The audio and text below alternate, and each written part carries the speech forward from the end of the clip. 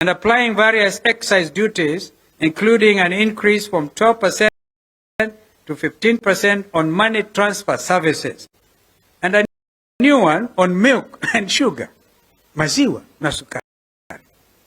Further, there's what can only be called the Ghost National Housing Development Fund, statutory deduction of 3% of gross earnings. Even their peers could not even stand before the Committee of Parliament to justify that. Therefore, I wholeheartedly concur when Robert Boy said, I have never seen such a vicious attempt to turn Kenyans into paupers. So what happened to the clarion call of mamambogas and bodabodas? Indeed, the hustler nation. If you buy a copy of my book, you will then be able to know whether your party leader is a hustler or not.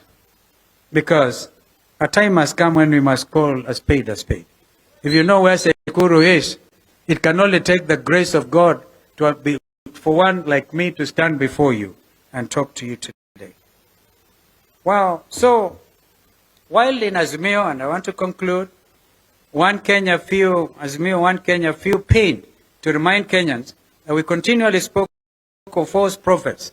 Within quotes will come in to you in sheep's clothing, but are inwardly ferocious wolves.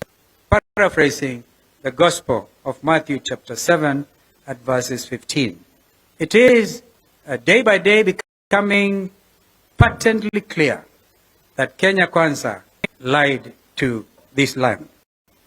The finance bill is a clear affirmation of their falsehoods, and we ask all members of Parliament, regardless of their coalition affiliation, to stand with the people of Kenya and reject the bill in its totality, line by line.